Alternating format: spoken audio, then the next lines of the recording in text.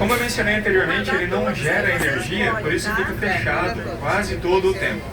Ele só vai ser aberto se, por exemplo, o reservatório ficar muito, mas muito cheio mesmo, né?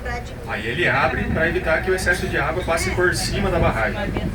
Ele tem 3 rampas de 480 metros de comprimento cada uma. Elas 3 juntas medem 360 metros de largura.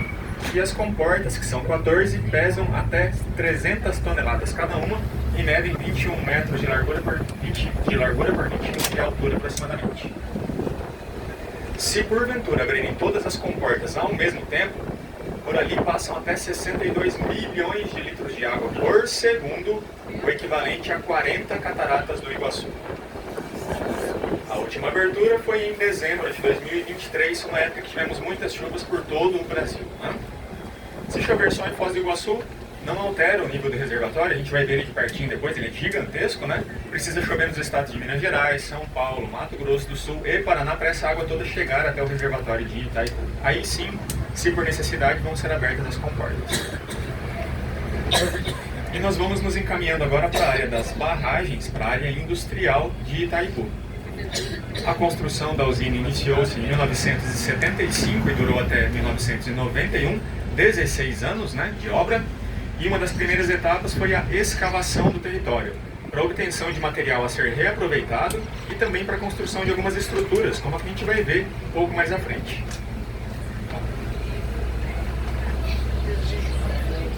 Daqui já começa a surgir a estrutura das barragens, né? Logo, logo, a barragem de concreto vai ficar visível, um pouco mais para o lado esquerdo aqui de vocês.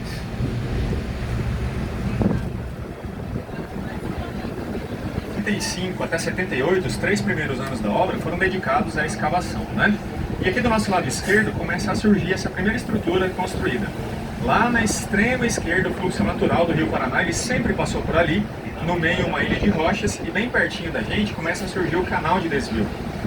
Durante esses 3 anos de escavação, 10 mil homens trabalharam dedicados nesse ponto. O pessoal não pode trocar de assento com ônibus em movimento, por gentileza, tá?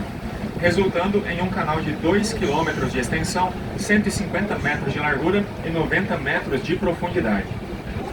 Essa escavação foi feita com explosivos porque a rocha que nós temos aqui, do tipo basáltica, é muito resistente.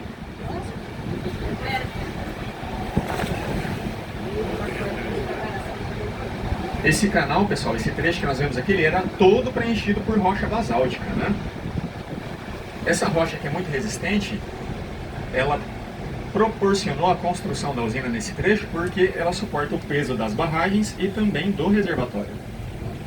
E nós vamos seguindo agora para a área industrial da usina, onde estão as 20 unidades geradoras de energia. Cada uma delas 700 megawatts, suficiente para abastecer uma área com 1,5 milhão de habitantes, e todas juntas podem produzir até 14 mil megawatts, suficiente para abastecer uma área com até 30 milhões de habitantes. Porque não existe bateria no mundo capaz de armazenar essa produção, né? Então ela produz sob demanda, conforme necessita mais, se produz mais, conforme menos, se produz menos também.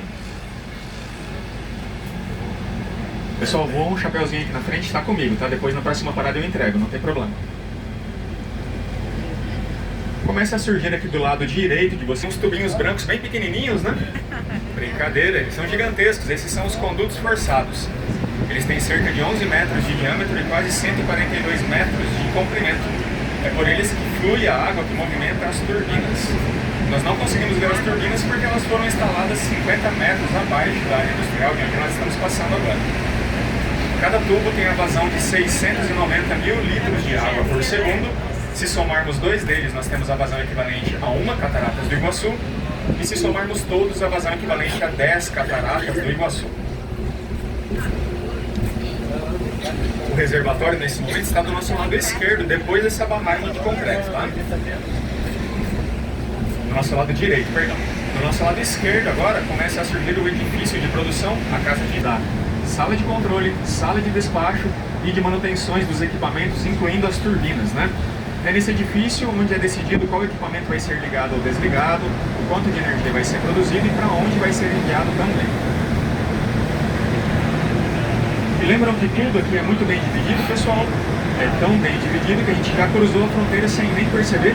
Sejam muito bem-vindos a Hernandárias, no Paraguai, pessoal. Todo mundo com o passaporte aí na mão, senão não pode continuar o trajeto. Brincadeira, né? Todas as informações que nós vimos nas placas agora estão em espanhol, a língua oficial do Paraguai, ao lado do Guarani também. Após essa curva aqui, pessoal, do nosso lado esquerdo vai aparecer o Mirador Enzo de Bernardi. Mirador é mirante em espanhol e Enzo de Bernardi foi o primeiro diretor-geral paraguaio da Itaipu. O primeiro diretor-geral brasileiro foi José Costa Cavalcante. Nós temos um ginásio de esportes em homenagem a ele aqui em Foz do Iguaçu. E a água, pessoal, que está lá no reservatório, ela desce pelos condutos forçados, aqueles tubos brancos gigantescos, movimenta as turbinas, ajuda a gerar energia, né, girando e movimentando o gerador também. E depois essa água é liberada 30 metros abaixo da área das turbinas, abaixo do nível do rio. A gente não vai conseguir ver ela, tá? Porém, do seu lado esquerdo aqui vai começar a surgir uma cascata de água bem no meio da área industrial. Ela faz parte do sistema de resfriamento das máquinas e também simbolicamente divide a área industrial do nosso lado esquerdo, agora brasileiro, e do nosso lado direito, agora Paraguai. E toda essa parte do rio Paraná que está sendo liberada por baixo da área industrial e continuando o seu fluxo natural estava seca na época que o canal de desvio ficou pronto, né? Secou essa área, permitiu a construção da barragem de concreto, tudo prontinho, liberou a passagem do rio novamente. E nós estávamos lá do lado esquerdo, né, no mirante do vertedouro. Se vocês olharem um pouquinho para frente, na diagonal aqui do lado esquerdo, vocês vão ver aquele caminhão gigantesco, bem pequenininho agora. Portanto, nós vamos passar agora por baixo do vertedouro, em um túnel de 360 metros de comprimento. Se as comportas estivessem abertas, a água passaria por cima aqui do túnel, né? Pessoal, dizem aí que o eco dentro do túnel é muito bom. Se tiver algum corajoso que quiser testar gritando, fica à vontade. Vamos ver!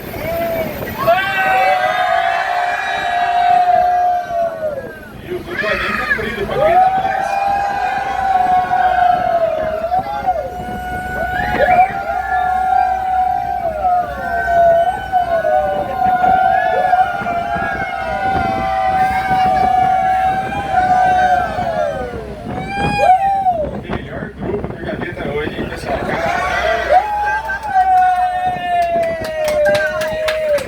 Para reaproveitar a água que se infiltraria de qualquer maneira pelas rochas. A água sempre encontra um caminho de infiltração para ela. Aqui na nossa frente agora nós começamos a ver alguns cabos e torres de energia, né? A produção de Itaipu é transmitida por duas subestações. Aqui na nossa esquerda, a subestação paraguaia dentro do território de Itaipu. E a brasileira fica em outro ponto da cidade de Foz do Iguaçu e é chamada de Furnas. Já ouviram falar desse nome, né? De toda a produção, metade pertence ao Paraguai e metade ao Brasil. Atualmente, os dois países só podem vender energia um ao outro, a mais ninguém. O Paraguai utiliza 25% do total para abastecer 80% do seu território. Ele vende o excedente da sua metade ao Brasil, que com 75% do total abastece cerca de 10% do seu território. Não é pouco, o Brasil é um país muito grande. E a característica energética, pessoal, é diferente também. Nós temos 10 turbinas produzindo energia característica para o Paraguai e 10 turbinas produzindo característica para o Brasil. Como é que o Brasil compra uma energia que, entre aspas, é diferente para utilizar? Essa energia é comprada do Paraguai e é enviada para uma subestação em Ibiúna, em São Paulo, e lá ela é transformada para a mesma característica brasileira, para daí sim a gente poder utilizar. Estamos chegando no ponto mais alto do passeio, pessoal. O vento é bem forte, meu cabelo fica todo despenteado. Muito cuidado aí com seus pertences pessoais para não caírem do ônibus, beleza? Chapéus, óculos e telefone celular. Isso é bem difícil de resgatar depois. Do nosso lado esquerdo começa a passar por cima das 14 comportas dele. Cuidado com os pertences, pessoal. Aqui de cima nós vamos ver as 3 rampas do vertedouro, né? No final de cada rampa existe uma estrutura em formato de concha, onde acumula água. Essa água acumulada são os tanques de dissipação que reduzem a velocidade da água do vertedouro, que passa a 144 km por hora. Se não reduzíssemos essa velocidade, a água iria direto, né, para as margens do rio Paraná, causando uma grande erosão ali. Como é que essa água é reduzida? Ela é jogada para cima, né? Por isso que nós temos aquele efeito de cascata quando o vertedouro está aberto. lá do lado direito um montão de edifícios juntos, Ciudad del Este, no Paraguai. Nós estamos em Hernandárias agora, né? Dá para ver um pouquinho da ponte lá do Marco das Três Fronteiras e depois dela do lado esquerdo, Foz do Iguaçu, no Paraná. Então, pessoal, o Rio Paraná, depois de movimentar as turbinas, ou ele é liberado aqui pelo vertedouro, quando o reservatório está muito cheio, ou embaixo da área industrial, seguindo o seu caminho até a Argentina depois, passando por vários pontos de Paraguai e Foz do Iguaçu também. Ele passa, por exemplo, por baixo da Ponte da Amizade, ele se encontra com o Rio Iguaçu lá no Marco das Três Fronteiras. Portanto, o Rio Paraná, que é o da Itaipu, e o Rio Iguaçu, que é das Cataratas, são dois rios distintos, diferentes, né? Nós temos uma curva bem fechada aqui na frente, permaneçam sentados, por gentileza. Do nosso lado direito, agora, nós vemos os três tipos de barragens que nós temos em Itaipu. Ali onde estão os tubos brancos, a barragem de concreto, onde é gerada energia. Depois dela, uma área mais escura, a barragem de enrocamento e argila.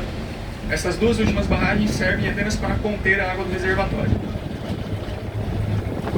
Se somarmos a extensão das três barragens de Itaipu, elas medem aproximadamente 8 quilômetros e o ponto mais alto, na barragem de concreto, 196 metros, o equivalente a um edifício de 65 andares. A distância entre onde nós passamos, ali perto dos tubos brancos, e o topo da barragem é de 81 metros. E aquelas espécies de torres brancas em cima da barragem de concreto são os pistões hidráulicos. Quando eles são acionados e baixados, eles fecham a captação de água em direção às turbinas, secando aquela área para eventuais manutenções quando necessário. Do nosso lado esquerdo, Itaipu, gigantesco, ele tem uma área de 1.350 km², 170 km de extensão, em média 7 km de largura e 22 metros de profundidade. Mas aqui pertinho da barragem ele chega a até 170 metros de profundidade. O volume de água do reservatório é de 29 bilhões de litros de água. Ele é alimentado pelo Rio Paraná, o sétimo maior rio do mundo e o segundo maior rio da América do Sul e do Brasil. O maior rio da América do Sul e do Brasil é o Rio Amazonas, né? E ele foi se enchendo, pessoal, ao longo do tempo, conforme iam se construindo as partes mais altas da barragem, né? Ele finalizou para ser cheio, né, por completo no ano de 1982. Mesmo ano que eu nasci, inclusive, não faz tanto tempo assim, não, viu? Aqui é o reservatório, pessoal. Quem acha que foram dias, levanta a mão. Os corajosos que acham que foram dias. Quantos dias? 30 dias. 30 dias? Quem acha que foram meses, levanta a mão. Ninguém? Quantos meses mais ou menos vocês acham, pessoal? 6? 9? Quem acha que foram anos? Levanta a mão, pessoal. 2 anos? 3? 1 ano? Pessoal, nosso amigo aqui da frente, ele recebe meio ponto só, porque ele quase acertou. Foram incríveis 14 dias para encher o reservatório. Era uma época de chuvas muito fortes também, né? Mas a própria vazão natural do Rio Paraná é muito poderosa. Não é à toa que nós temos aqui, né, uma usina hidroelétrica para aproveitar essa força do rio e produzir energia, né?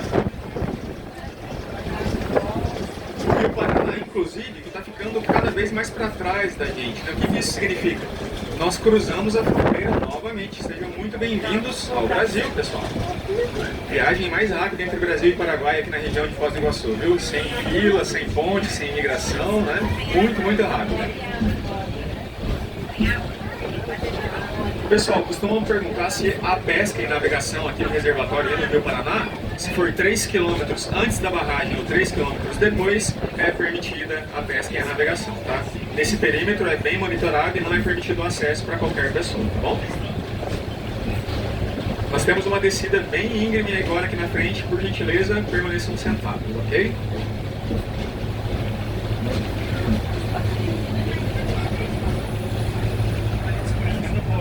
Quem quiser erguer a mão para curtir o ventinho, pode ficar à vontade, você não pode levantar.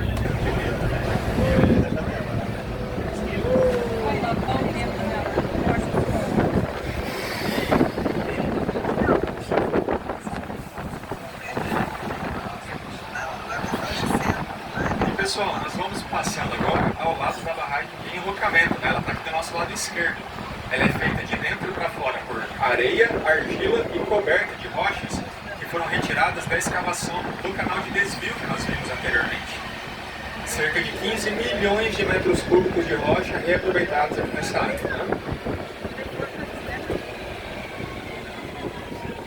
E nós vimos que a área do reservatório é de 1.350 km², a área seca de Itaipu, sem água, né, mede aproximadamente 910 km². Então a presença de Itaipu total nessa área aqui cobre mais ou menos 2.260 km². A maior parte dessa área é de área reflorestada e de proteção ambiental, ou do reservatório, né? A menor parte é a de geração de energia mesmo.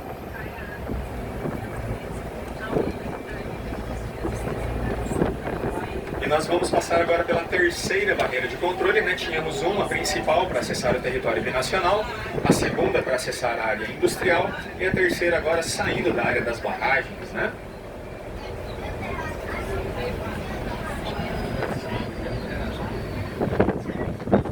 Após passarmos por essa barreira de controle, pessoal, do seu lado direito nós veremos a área, tá, onde ficavam antigamente as fábricas de concreto, gelo e de britagem, né? Hoje em dia nós temos apenas ruínas, tá? Então aqui do lado direito, depois dessas árvores, começa a surgir essa área. Aí, pessoal, o gelo era utilizado para manter o concreto resfriado a uma temperatura de 7 graus no transporte até a área de aplicação, evitando a formação de rachaduras e bolhas durante a aplicação. Isso porque o concreto muito quente ele deforma com facilidade, né? Era possível produzir aqui até 1.700 toneladas de gelo por dia.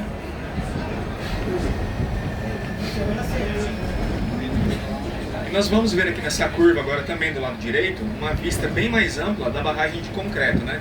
É possível ver que tem alguns espaços vazios entre o concreto, ali, formando uma espécie de ponta, de torre ou de uma ponta de agulha, né?